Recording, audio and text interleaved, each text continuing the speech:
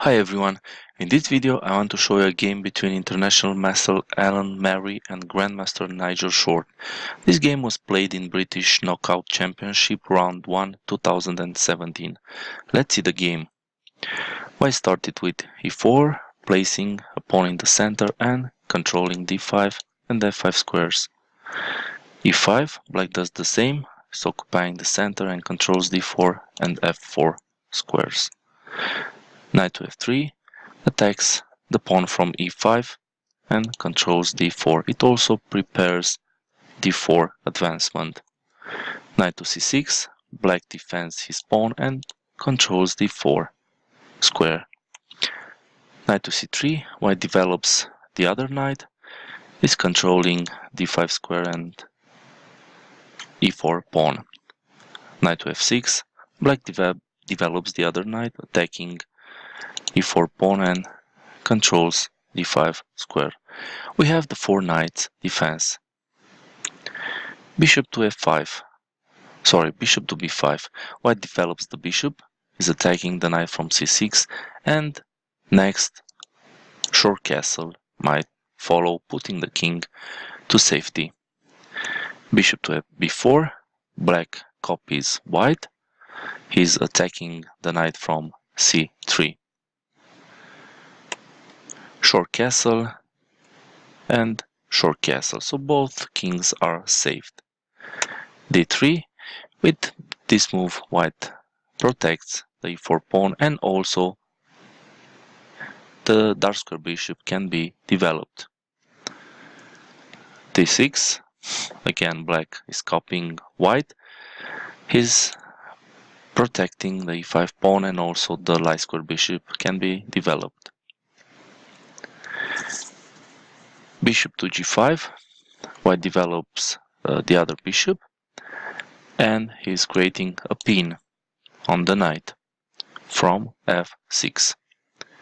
Bishop takes on c3, and we see that black is giving double pawns on the c file for white. h6, this move is attacking the bishop from g5 and also gives a luft for the king to move. Bishop to h4, the bishop maintains the pin, and bishop to d7. The bishop is developed, protects the knight from c6, and he is avoiding double pawns. Rook to b1. The rook goes to the semi-open file, and he's looking at the pawn from b7. Queen to e7. With this move, black finished his opening, his king is saved, the rooks are connected, and all minor pieces are developed. Rook to e1.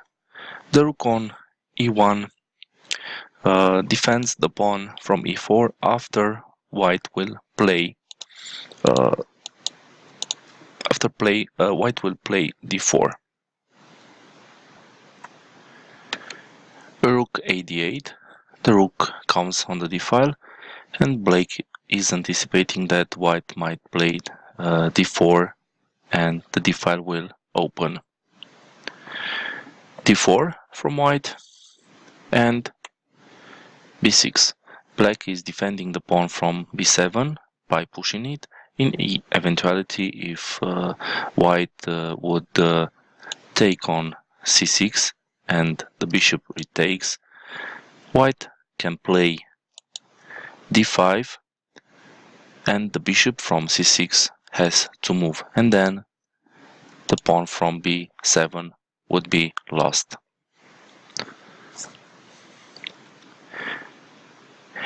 Now white has to move his queen somewhere on d3 or d2, and his opening is done. Queen to c1. With this move, white looks at the two diagonal a3 f8 and c1 h6. It was better to move the queen on d3 or d2 in order to finish the opening. Rook f e8.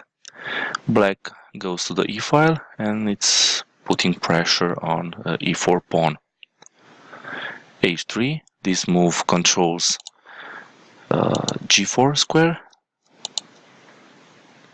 and knight to a5. Black wants to trade the light square bishops.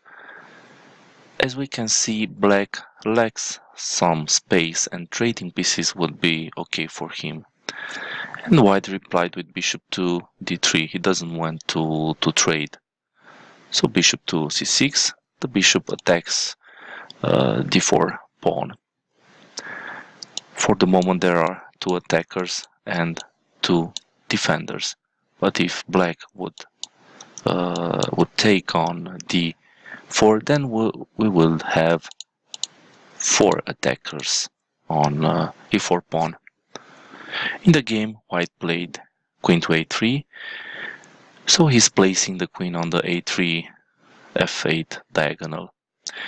Another way for white to play was to get rid of his double pawn from the c file by playing c3 c4 and d5, attacking the bishop from c6. King to h8, the king is safer on this position, and maybe in the future black would like to move the knight from f6 and play f5. Rook to e3, we have a rook lift. The rook might go to the f or on the g file. Bishop to b7, a retreat move. The bishop is safer on this square. Bishop to g3, another retreat move. The knight from f6 is no longer pinned. White should have maintained this pin as much as possible, and maybe he should have tried to provoke g5 from black, weakening a6 pawn. Another way for white was to bring the queen back to c1, because the queen has no purpose on the queen side. There are no weaknesses here. Knight to h5. The knight is attacking the bishop, and white played d takes on e5. And we see that the d file is opened.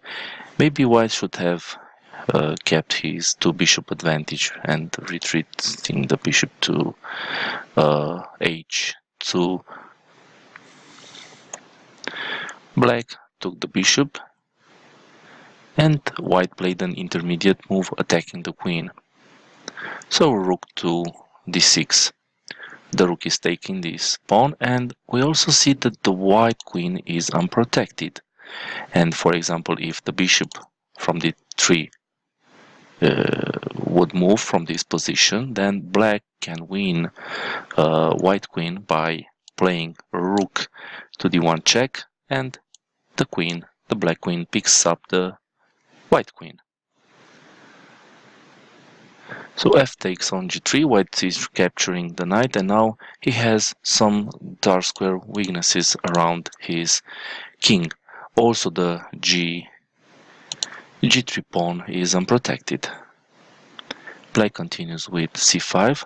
This move controls b4 and d4 squares, but black could have forked the queen and the rook by playing knight to c4, using the fact that the white queen is unprotected.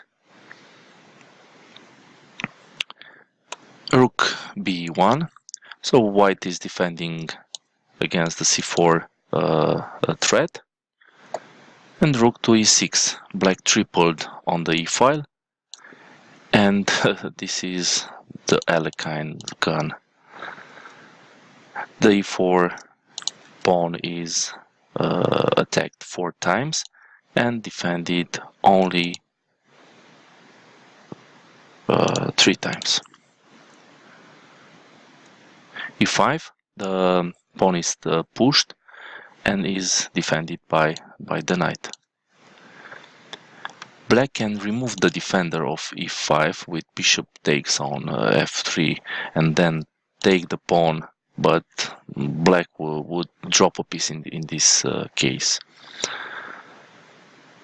So for example, if bishop takes on f3, g takes on f3, rook takes on e e5, rook takes on e5, and here we see that black has to give his queen. Queen takes on e5, rook takes on e5, and rook takes on e5, and black has a knight and a rook versus a queen and a bishop. So in the game, after e5, black played queen to c7. The queen moves away from the e file, putting pressure on e5 pawn, and now black is threatening to take the knight from f3 with the bishop. So queen to a4, the queen moves forward, he's controlling the a4 e8 diagonal, and also she can move along the fourth rank. She can defend the pawn from e5 by going to f4. g6 from black. This move takes control of f5 and h5 squares, but for the moment there were no danger here. Also this move, this g6 move, is weakening h6 pawn. That's why in the game white continue with queen to a4. This move protects the pawn from e5 and also attacks the weakness from h6. King to g7, the weakness is defended, and knight to h2.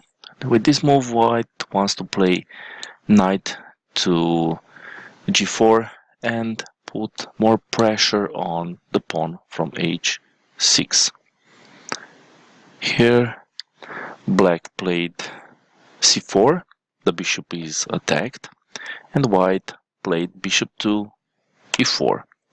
So the bishop goes forward, but the drawback of this move is that the pawn from e5 is free. Maybe white should have put the bishop to f1. On e2 it was not okay because the rooks are not connected anymore. And the best move for white was to continue with the attack with knight to g4. So here white should have played knight to g4, and if black continue with c takes on d3, white is mating with queen takes on a6 check, king to g8, knight to f6 check, rook takes on f6, e takes on f6, and the mate from g7 is unstoppable. That's why in the game white played this mistake, bishop to e4, and black took the pawn from e5. Queen to f3, white doesn't want to trade queens, but maybe he should have gone to f2, because now black can make a pin on the rook from f3 by playing queen to c5, and we see that the rook is pinned. Oops. The arrows are not working, so this is the pin. In the game white played king to h1. The king is getting out of the pin, and black played f5, and after this move white resigned because he's losing the rook. For example, bishop takes on b7, rook takes on e3, rook takes on e3, rook takes on e3, the queen is attacked, and now the queen moves away, but as we can see, the bishop is no longer defended, and after this black can recapture the bishop, and we can see that black is a rook up in this position. I hope you learned something from this game. Please watch other games from my channel, and if you like this video, please subscribe. See you soon. Bye.